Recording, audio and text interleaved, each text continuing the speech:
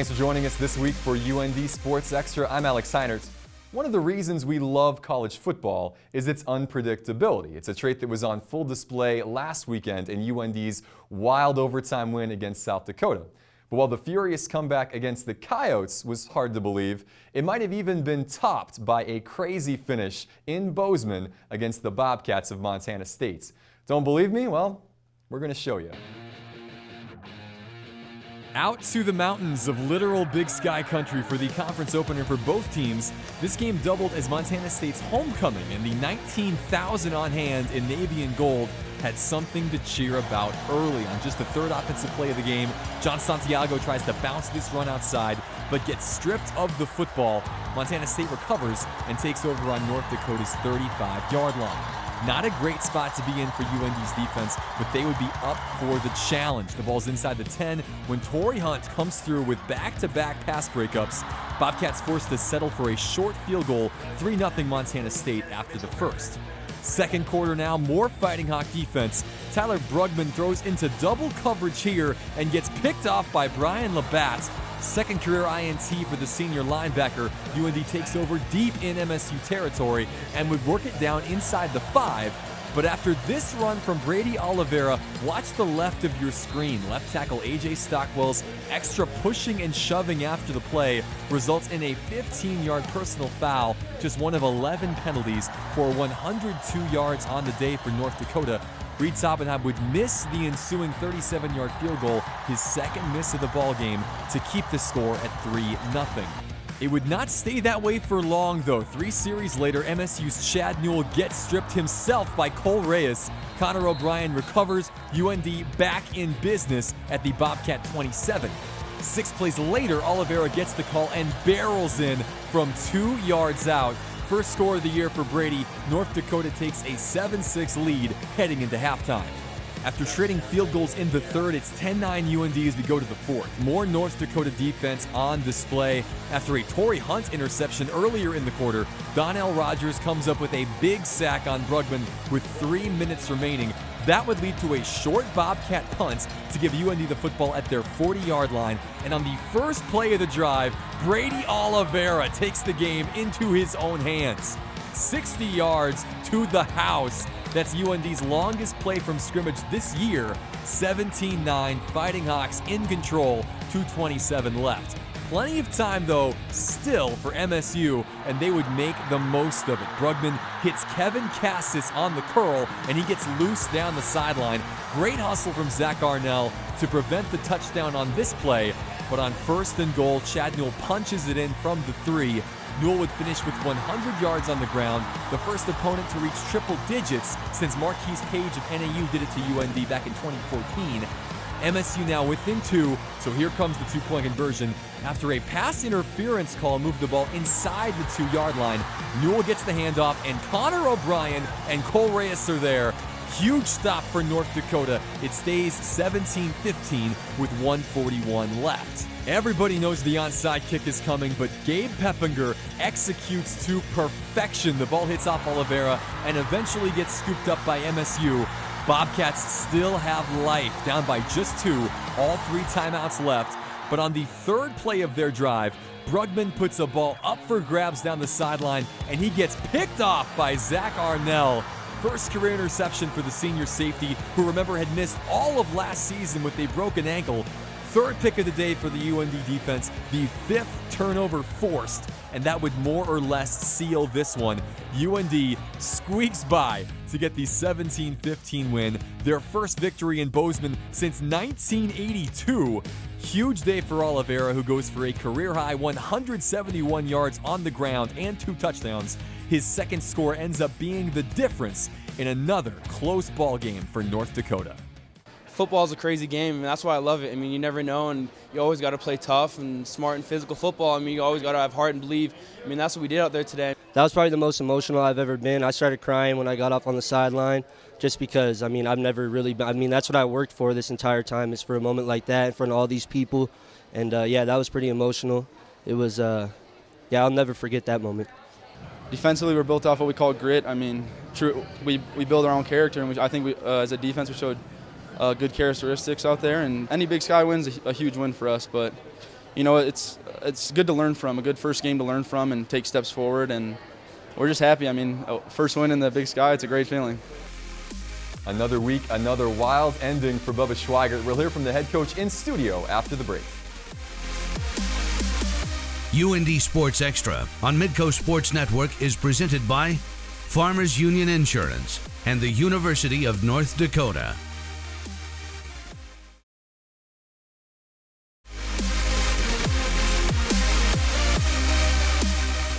Welcome back, and we're joined now in studio once again this week by UND head football coach Bubba Schweigert off the back of a fourth straight game decided by 4 points or less. You get a tight 17-15 win in Bozeman over Montana State. Just another wild finish. This team really likes to keep you on your toes, don't they? Yeah, I was really proud of our players and coaches, just the grit we showed and overcoming a lot of adversity and really battling right to the end. The huge stop on the PAT when they're a yard and a half away for 2 points, and to come through and stop a big bruising running back like that shows a lot of grit and toughness. Yeah, we'll get to that finish in a little bit. We'll go into more detail there, but let's start back at the beginning. Just like last week against USD, you get the ball first, a fumble deep in your own territory. That kind of puts you behind the 8 ball a little bit, but again, just like last week, your defense steps up, makes a stop, holds them to a field goal like you did 3 times in that contest. Almost feels like you guys played better defensively when their backs are against the wall like that. Well, we need those stops. That's the job of the defense, and when there's sudden changes, you got to be stout, and we did a good job. We had 2 really good pass breakups by Torrey Hunt. And missed an opportunity for a pick, but still held them to a field goal, and I thought that gave us some momentum in the game. Yeah, defense kept you in it early. Offense actually moved the ball better, I think, this game in that first half than you've done maybe in recent games, but just drives stalling because of penalties became an issue all day. 11 penalties over 100 yards. How do you address that? How do you fix that problem moving forward? Well, we're real concerned about the ones that are discipline penalties. Some penalties are going to happen. You might get a pass interference, something like that when you're playing aggressively, but the discipline ones, we got to eliminate those, and we don't have that margin for error. And you made a good point. We did move the ball. We held it for over 9 minutes the first quarter and converted 3rd downs and a 4th down better than we have in the past. So there's some positives to build on. Yeah. Offensively, maybe you weren't finding the end zone in that first half until the very end. Defensively, though, you kept Montana State out of it, and turnovers were a big part of that. You forced 5 turnovers in the game. You're, top 5 in the FCS now in that category. In close games like this, how important are those takeaways for you? Well, it's very important, and we practice getting takeaways, and our guys have been getting a lot of hands on balls, and Cole Reyes, it wasn't just a hard tackle. He stripped the ball, and the other guys making some picks, and those are huge for our team right now. And now we got to turn those into points when we get them in the opposition's end. We got to get points out of those takeaways. John Santiago struggled a little bit to get things going in this game, but Montana State just could not deal with Brady Oliveira. A great game for him, 22 carries, 171 yards. Was there a moment where you kind of decided, hey, Brady's got the hot hand, we're going to go that direction?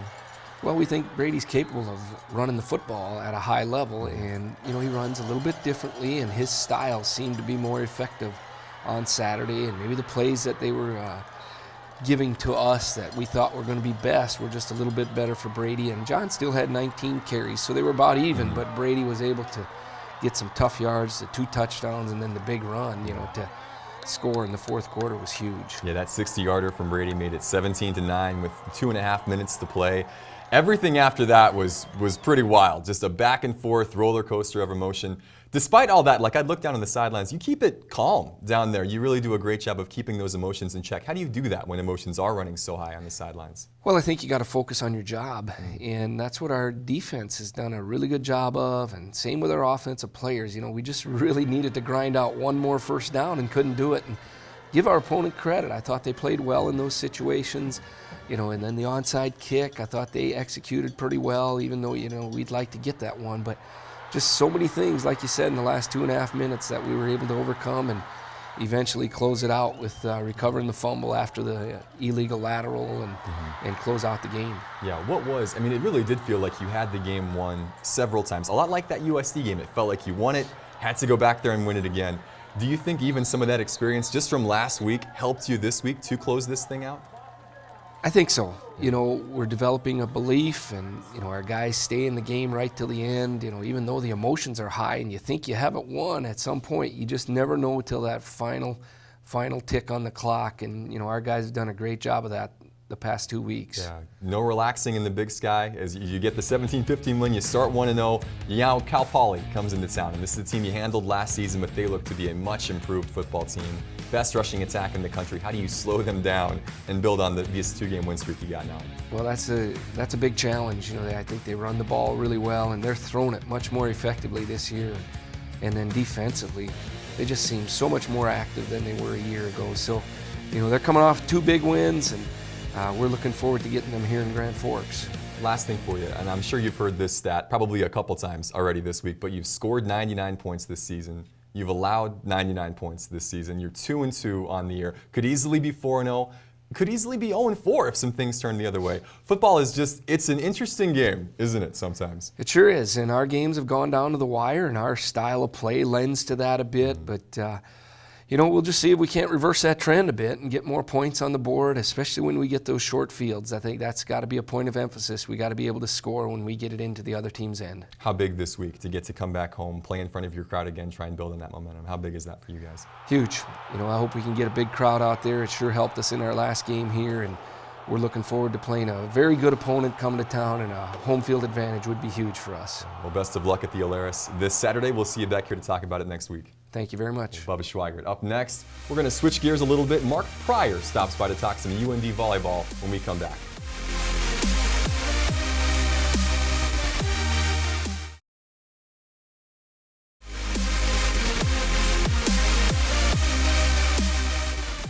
Welcome back. North Dakota Volleyball opens up Big Sky Conference play this past week, and here to talk about it, as always, head volleyball coach Mark Pryor.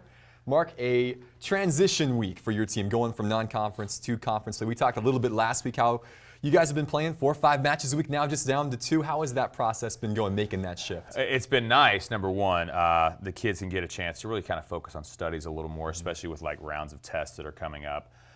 We can kind of get in the weight room a little more and really focus on one opponent at a time. I think that will add to our detail and hopefully make us a little more effective as the season goes on. Yeah, 2 games this past week. It started really well last Thursday, a home match against Southern Utah. The girls seemed like they acclimated pretty quick to Big Sky play. A great start in that match against the Thunderbirds. It was. We played exceptionally clean. We did a lot of good things. Pretty much everybody that was on the floor was really, really invested and committed, and played some great defense. And we really were able to kind of take care of it in 3, which we've got to be able to do more against those teams that are those kind of should wins. And we were able to do it, and it made it just a really enjoyable experience for the 1,000 fans we had there. Yeah, that was a team that was struggling a bit coming in at 2-10 on the season. There was no let up from your team. It wasn't as if a sense playing down to your opposition. You won the first set 25-16, and it stayed pretty dominant throughout. It did. I think that they try to do a couple different things that I don't know that really help them. And that's their prerogative to do that. We just kind of tried to stay consistent in what we were doing and really followed a game plan well, which was nice to see. So we'll take that one.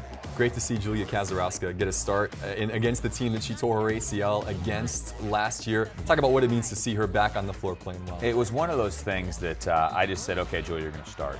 She goes, okay. And we really didn't have to talk about that much, but it was important to me that she got a chance to play against that team again and play well. It was really nice, and you could tell the kids sensed something about it too, like, okay, you're done with the rehab, you're good, let's move on from this. So it was really nice to see. Great night for Julia. Great night for Tamara Marcelli as well. Double-double for her, 10 kills, 18 digs. She's been fantastic this season. She has been. She's been one of those kids that when she's on, she can play. And she does work exceptionally hard, and that's kind of infectious with the rest of the kids. You got the win in 3 there to open up Big Sky play. Then you have to go on the road, a much tougher opponent. Absolutely. Northern Colorado picked 2nd in the league. Started off really strong, up 21-16 at one point, then things kind of went downhill from there. Yeah, we were up 21-16, and we were following the game plan exactly. We were attacking the right side a lot. We were serving aggressive. If you noticed, we had 9 hitting errors in the first match against Southern Utah. Well, we ended up with having about 6 hitting errors in the last 5 to 6 points against Northern Colorado. That cost us that first set. After that, we got exceptionally tentative with our serving, and you just can't do that against a good team, and then it just kind of got away from us. So it was a little frustrating. They get 26-24. They came back in that first set, and they take care of you in 3 out at Greeley. Probably a good teaching moment, though, for you moving forward as Big Sky play gets going. We hope so. You know, as a teacher and as a coach, you know, when you present the lesson, you really hope that there's some grasp and some understanding, and what we call, you know, there's some application. So we'll see if we can kind of have some more application this week as we head out to Idaho and Eastern Washington. Yeah, 1-1 now on the season in Big Sky play. 9-8 overall. You mentioned those two opponents coming up heading out west against the Vandals and the Eagles. What does this team need to do to get back on track, pick up a couple of wins this week? You know, I think the first thing is a consistency level. I think the thing that has been most consistent about us this year is our inconsistency.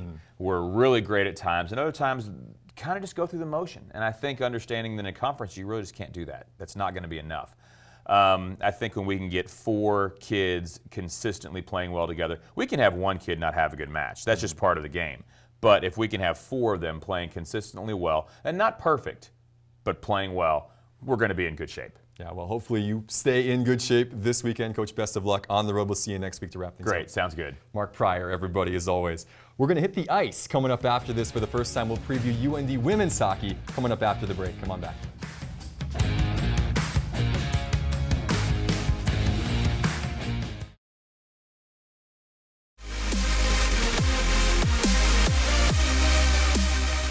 It might be hard to believe, but it is definitely hockey season here in Grand Forks. We're just days away from the season opener for Brian Idalski and the UND women's hockey team. But while the few standouts from last season have moved on, there's still no lack of confidence with this group heading into 2016. I really think leadership's going to be important this year, and so that senior group is going to get relied on heavily in that regard. But really a big key for us is that sophomore group and the steps that they've taken to become better players and to step into some of those leadership positions. So that group is going to determine a big portion of how we do this season. The new group of girls we have are hard workers, and it's always good to get a fresh class in with just girls who want to win just as bad as we do. It's fun that they have the same attitude as us. Like, being younger girls, they still know what to expect, what's coming, so it's good that they're working hard, and it's really exciting to see them develop in these first couple practices. We have a really strong defensive core, so I think we're definitely looking to be leaders on the team because everything kind of starts with us, whether it be a breakout or a great first pass, stopping a one-on-one, that type of thing. So I think the experience that we have back there really helps. We've been working on some things and getting lines figured out, seeing who works well with who.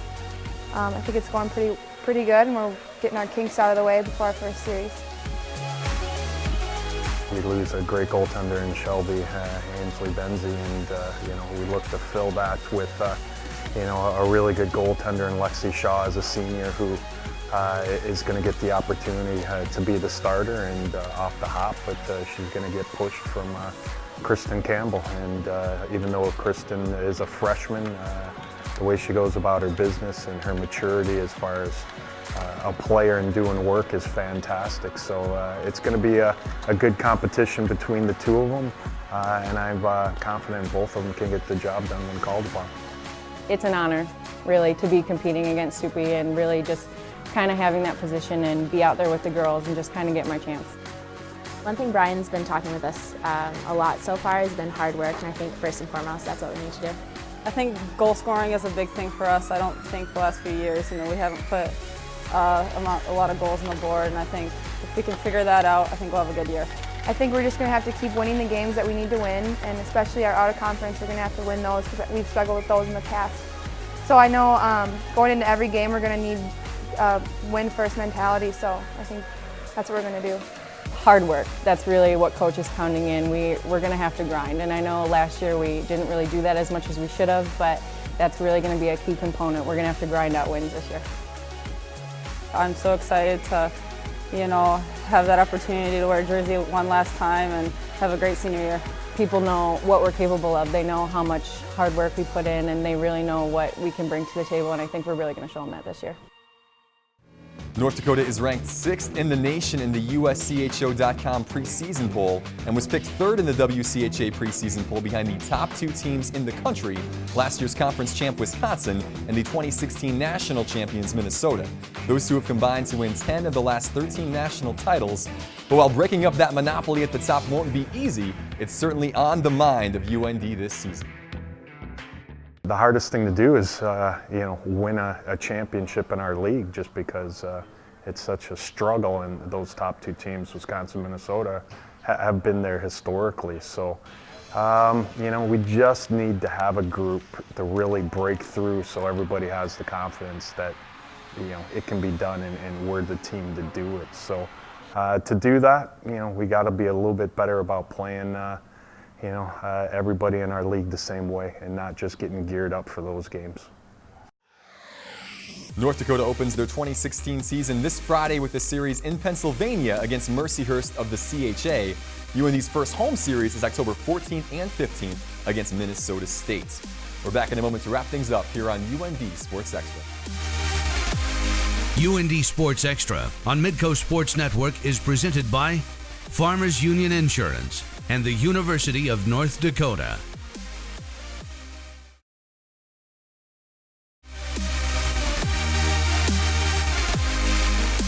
Another major Big Sky test is on the horizon for UND football, and we've got it for you live here on Midco Sports Network. Ryan Kosowski, Kelly Howe, and I will have the call as the Fighting Hawks host a Cal Poly team that's won 3 straight. Game time from the Alerus on Saturday is set for 1 p.m.